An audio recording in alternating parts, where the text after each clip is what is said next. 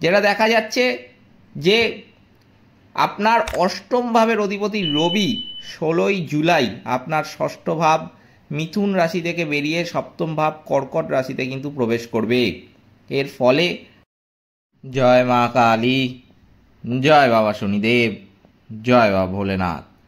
তো নমস্কার বন্ধুরা, আজকে আমরা আলোচনা করতে চলেছি মকর রাশির বা লগ্নের জাতক জাতিকাদের এই জুলাই মাসটা কেমন যাবে। মকর রাশি বা লগ্নের জাতক জাতিকাদের আমরা জানি যে জুলাই মাসের প্রথম কয়েকটা দিন কিন্তু সেরকম ভালো যায়নি, তবে কিছু কিছু বিরল যোগের কিন্তু সৃষ্টি হয়েছে এই জুলাই 2025-এ 15 তারিখের পর থেকে, যার প্রভাব কিন্তু পড়তে চলেছে মকর রাশি বা লগ্নের জাতক জাতিকাদের উপর। মকর রাশি বা লগ্নের জাতক জাতিকাদের ক্ষেত্রে কিন্তু আমি বলবো যে বহু শুভ আসতে চলেছে, কারণ এমনিতেই এই 2025 বছরটি 2025, যার যোগফল দ্বারাই কিন্তু 9 মানেই কিন্তু হচ্ছে এটা একটা মঙ্গলের বছর। আর এই মঙ্গলের বছরে এই জুলাই মাস কিন্তু তাদের জন্য একটা স্মরণীয় মাস হতে চলেছে। বিভিন্ন দিক থেকে কিন্তু তাদের সাফল্য আসতে চলেছে, তবে আমি কিন্তু বলবো যে দু একটি বিষয়ে সাবধানও থাকতে হবে এই জুলাই মাসে মকর রাশি বা লগ্নের জাতক জাতিকাদের, এবং কি কি প্রতিকার বা টোটকা মানতে হবে সেই সম্বন্ধেও কিন্তু আলোচনা করতে চলেছি আজকের এই ভিডিওর মাধ্যমে। তাই জন্য প্রথমেই যেটা আপনাদের কাছে অনুরোধ করব যে ভিডিওটিতে অবশ্যই একটি লাইক, একটি শেয়ার এবং চ্যানেলটিকে কিন্তু সাবস্ক্রাইব করতে ভুলবেন না। এছাড়াও কমেন্ট বক্সে কিন্তু অবশ্যই জানাবেন জয় মা কালী, মা দক্ষিণা কালী আপনাদের সমস্ত রকম বিপদ ও দুঃখের হাত থেকে কিন্তু রক্ষা করবেন। তো চলুন ভিডিওটা শুরু করা যাক। এই মকর রাশি রাশিচক্রের দশম রাশি, এটি রাশিচক্রের 270 থেকে 300 ডিগ্রি পর্যন্ত কিন্তু বিস্তৃত। উত্তরাষাঢ়া নক্ষত্র, শ্রবণা নক্ষত্র এবং ধনিষ্ঠা নক্ষত্রের অধীনে জন্মগ্রহণকারী ব্যক্তিরা মকর রাশির অন্তর্ভুক্ত। এই রাশির অধিপতি হলেন স্বয়ং শনিদেব। যেটা দেখা যাচ্ছে যে আপনার অষ্টম ভাবের অধিপতি রবি 16ই জুলাই আপনার ষষ্ঠ ভাব মিথুন রাশি থেকে বেরিয়ে সপ্তম ভাব কর্কট রাশিতে কিন্তু প্রবেশ করবে। এর ফলে আপনার মনোযোগ, স্বাস্থ্য, ঋণ, অংশীদারিত্ব এবং আকস্মিক পরিবর্তনের উপর কিন্তু বাড়বে। এরপর যেটা দেখা যাচ্ছে যে আপনার পঞ্চম এবং দশম ভাবের অধিপতি শুক্র, যেটা যোগকারক গ্রহ, 26শে জুলাই আপনার পঞ্চম ভাব বৃষ রাশি থেকে বেরিয়ে ষষ্ঠ ভাব মিথুন রাশিতে প্রবেশ করবে। এর ফলে প্রেম, সন্তান, পেশা, স্বাস্থ্য এবং ঋণ সংক্রান্ত বিষয়ে আপনার মনোযোগ কিন্তু পরিবর্তিত হবে। এরপরে যেটা দেখা যাচ্ছে যে আপনার চতুর্থ এবং একাদশ ভাবের অধিপতি মঙ্গল 28শে জুলাই আপনার অষ্টম ভাব সিংহ রাশি থেকে বেরিয়ে নবম ভাব কন্যা রাশিতে কিন্তু প্রবেশ করবে। এর ফলে বাড়ি, পরিবার, লাভ, আকস্মিক পরিবর্তন এবং ভাগ্যের উপর মনোযোগ দেওয়ার কিন্তু প্রয়োজন হবে।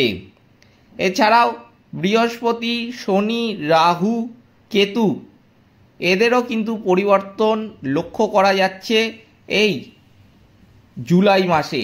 অতএব বিভিন্ন দিক থেকে কিন্তু লাভবান হতে চলেছেন এই মকর রাশি বা লগ্নের জাতক জাতিকারা এই জুলাই মাসে। তো চলুন এবার ডিটেলে জেনে নেওয়া যাক যে কি ফলাফল আপনারা পেতে চলেছেন এই জুলাই মাসে। যেটা দেখা যাচ্ছে যে আপনার রাশির অধিপতি শনি তৃতীয় ভাবে থেকে আপনাকে অপরিসীম সাহস ও দৃঢ় সংকল্প দিলেও দ্বিতীয়ভাবে রাহু, অষ্টমভাবে কেতু এবং ষষ্ঠভাবে বৃহস্পতি থাকার কারণে আর্থিক, স্বাস্থ্য এবং আকস্মিক সমস্যাগুলি আপনাকে কঠিন পরীক্ষায় কিন্তু এই সময় একটু ফেলতে চলেছে। এটি আপনার সাহসের সাথে চ্যালেঞ্জ মোকাবিলা করে সুযোগগুলিকে কাজে লাগানোর জন্য কিন্তু একটা গুরুত্বপূর্ণ সময় হতে চলেছে। পেশা এবং শিক্ষাক্ষেত্রে ইতিবাচক ফলও কিন্তু রয়েছে। যেটা দেখা যাচ্ছে যে পেশাগতভাবে এটি আপনার জন্য একটি ভালো মাস। আপনার নবম ভাবের অধিপতি বুধ সপ্তম ভাবে থাকায় আপনার ভাগ্য সহায় হবে এবং কর্মজীবনে অগ্রগতি হবে। আপনি ঊর্ধ্বতন কর্মকর্তাদের প্রশংসাও কিন্তু এই সময়ই পাবেন। যারা নতুন চাকরির চেষ্টা করছেন তারা সফলতা কিন্তু এই সময়ই পাবেন। তবে আপনার যোগকারক গ্রহ শুক্র 26শে জুলাই ষষ্ঠভাবে প্রবেশ করায় মাসের শেষে কর্মক্ষেত্রে কিছু বিবাদ বা সমস্যা কিন্তু দেখা দিতে পারে। সহকর্মীদের সাথে ব্যবহার করার সময় সতর্ক থাকা কিন্তু ভালো। যেটা দেখা যাচ্ছে যে আর্থিকভাবে এই মাসটি কিন্তু একটু বিভ্রান্তিকর হতে পারে। আপনার দ্বিতীয় স্থানে রাহুর গোচরের কারণে আপনি অর্থ উপার্জনের জন্য সহজ পথ অনুসরণ করতে প্রলুব্ধ হতে পারেন। এটি আকস্মিক লাভ দিলেও ততটাই দ্রুত ক্ষতিও কিন্তু আপনার করতে পারে। তাই জন্য এই বিষয়ে কিন্তু আপনাদের সতর্ক থাকতে হবে। আপনার কথাবার্তার কারণেও আর্থিক ক্ষতি আপনার হতে পারে। আপনার রাশির অধিপতি এবং ধনপতি শনি তৃতীয়ভাবে থাকায় আপনার কষ্টার্জিত অর্থ স্থিতিশীল কিন্তু এই সময় থাকবে। বড় বিনিয়োগের ক্ষেত্রে আমি বলবো যে খুব সতর্ক থাকা কিন্তু প্রয়োজন। বাড়ি বা সম্পত্তি কিনতে চাইলে অভিজ্ঞদের অবশ্যই কিন্তু এই সময় পরামর্শ নেবেন। পারিবারিক জীবনেও কিন্তু এই সময় উত্থান পতন একটু থাকবে। দ্বিতীয়ভাবে রাহু থাকায় পরিবারে প্রায়শই তর্ক বিতর্ক দেখা যাচ্ছিল এই জুলাই মাসে মকর রাশি বা লগ্নের জাতক জাতিকাদের। তবে এই তর্ক বিতর্ক এবং ভুল বোঝাবুঝি এটা কিন্তু অনেকটাই কেটে যাবে জুলাই মাসের 16 তারিখের পর থেকে। আপনার কথা কঠোর হয়ে প্রিয়জনকে কিন্তু আঘাত করতে পারে। তবে সপ্তমভাবে বুধ ও রবির অবস্থানের কারণে জীবনসঙ্গীর সাথে বৌদ্ধিক আলোচনা কিন্তু এই সময়ই হবে এবং একে অপরকে বোঝার চেষ্টা কিন্তু আপনারা এই সময় করবেন। এই মাসে অপ্রয়োজনীয় তর্ক এড়িয়ে শান্ত যদি থাকতে পারেন অনেক সমস্যা কিন্তু আপনি সহজেই এড়িয়ে যেতে পারবেন। এই মাসটি কিন্তু স্বাস্থ্যের উপর বিশেষ মনোযোগ দেওয়ার একটা মাস হতে চলেছে। যেই স্বাস্থ্য বিষয়ে আপনি এতদিন অবহেলা করে এসেছেন, বিশেষ করে এই 2025 সালে, সেটা কিন্তু এই সময় করলে আর হবে না, কারণ এটা কিন্তু স্বাস্থ্যের জন্য একটা খুব গুরুত্বপূর্ণ মাস হতে চলেছে। আপনার ষষ্ঠ স্থানে বৃহস্পতির অবস্থানের কারণে এই সময় যদি আপনি অবহেলা করেন তাহলে কিন্তু আপনার লিভার, ডায়াবেটিস বা স্থূলতার মতো সমস্যা কিন্তু বাড়ার একটা সম্ভাবনা লক্ষ্য করা যাচ্ছে। এর সাথে আপনার যোগকারক শুক্র মাসের শেষে ষষ্ঠভাবে প্রবেশ করায় কিডনি বা হরমোন সংক্রান্ত সমস্যা কিন্তু কোনো ছোট সমস্যাকে এক্ষেত্রে আমি বলবো যে আপনার হতে পারে। অষ্টমভাবে কেতু থাকার কারণে অবহেলা করলে রোগ গুরুতর হওয়ার কিন্তু একটা আশঙ্কা রয়েছে। তাই জন্য কী করতে হবে, রোগ কিন্তু যাই হোক না কেন অবহেলা করা যাবে না। দ্রুত ডাক্তারের পরামর্শ গ্রহণ করুন, তাহলেই কিন্তু আপনি নিজেকে সুস্থ রাখতে পারবেন। খাদ্যাভ্যাস মেনে চলা এবং নিয়মিত ব্যায়াম করা অত্যন্ত গুরুত্বপূর্ণ। ব্যবসার ক্ষেত্রে আমি বলবো যে ব্যবসায়ীদের জন্য এটা একটা মিশ্র ফল দিতে চলেছে। তবে জুলাই মাসের 16 তারিখ পর্যন্ত ব্যবসা অতটা ভালো না গেলেও জুলাই মাসের 16 তারিখের পর থেকে কিন্তু মকর রাশি বা লগ্নের জাতক জাতিকাদের ক্ষেত্রে, বিশেষ করে যারা অংশীদারি ব্যবসা করেন, যেহেতু সপ্তম ভাব রয়েছে তাই জন্য কিন্তু ভালোই চলবে। আমি বলবো ভাগ্যও এই সময় সহায় হবে। নতুন চুক্তি করার সুযোগ রয়েছে, তবে আর্থিক বিষয়ে ঝুঁকি কিন্তু এই সময় অতটা নিতে যাবেন না।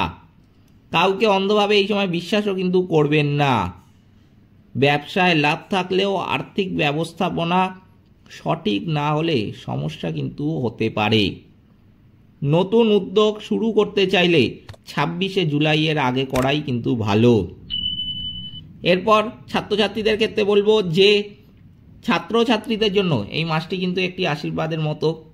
আপনার পঞ্চম ভাবের অধিপতি এবং যোগকারক গ্রহ শুক্র 26শে জুলাই পর্যন্ত নিজের রাশি অর্থাৎ পঞ্চম ভাবে থাকার কারণে ছাত্রছাত্রীদের একাগ্রতা, সৃজনশীলতা এবং পড়াশোনায় আগ্রহ প্রচুর পরিমাণে কিন্তু বাড়তে চলেছে। পরীক্ষায় তারা দুর্দান্ত সাফল্য অর্জন করবে। কলা, সঙ্গীত ইত্যাদি ক্ষেত্রে যারা আছেন তাদের জন্য এটা কিন্তু খুব অনুকূল একটা সময় হতে চলেছে। প্রতিষ্ঠিত শিক্ষণ সংস্থায় প্রবেশও কিন্তু এই সময় আপনারা পাবেন। এই ভালো সময়ের পুরোপুরি কিন্তু সদ্ব্যবহার করতে হবে ছাত্রছাত্রীদের। তো চলুন এবার জেনে নেওয়া যাক যে কি কি প্রতিকার বা টোটকা আপনাদের মানতে হবে, তাহলে যেই সমস্ত সমস্যা বিশেষ করে আগে ছিল না, আপনাদের এই কিছু মাস যাবৎ হলো শুরু হয়েছে সেই সমস্ত সমস্যা, সেই সমস্যার হাত থেকে আপনারা সহজেই রেহাই পাবেন, বা সেই সমস্ত সমস্যা যেগুলো আগে ছিল, বহু বছর আগে চলছিল আপনার জীবনে, কিন্তু এখন বহু বছর হলো আপনার জীবনে আর চলছে না, আবার কিছু মাস হলো শুরু হয়েছে বা কিছু দিন হলো শুরু হয়েছে আপনার জীবনে, তাহলে কিন্তু অবশ্যই এই প্রতিকারগুলো আপনাদের মানতে হবে। কি কি? সেরকম কিচ্ছু না, খুবই সহজ একটি বিষয়। আমি কিন্তু বলবো যে মন্দিরে চাল, গুড় আর ছোলার ডাল দান করবেন মঙ্গলবারের দিন। খালি এইটুকখানি করুন, দেখবেন অর্ধেকের বেশি সমস্যা কিন্তু আপনার কেটে যাবে। আর আরেকটি কাজ করতে হবে, নিয়মিত রূপে গণপতি অর্থ বিশেষের পাঠ করুন। যে কোনো সমস্যা আপনি কিন্তু সহজেই সমাধান তার পেয়ে যাবেন। এই ছিল আজকের ভিডিওটিতে অবশ্যই একটি লাইক, একটি শেয়ার এবং চ্যানেলটিকে কিন্তু সাবস্ক্রাইব করতে ভুলবেন না। এছাড়াও কমেন্ট বক্সে কিন্তু অবশ্যই জানাবেন জয় মা কালী। মা দক্ষিণা কালী আপনাদের সমস্ত রকম বিপদ ও দুঃখের হাত থেকে কিন্তু রক্ষা করবেন। সকলে ভালো থাকবেন, সুস্থ থাকবেন। নমস্কার।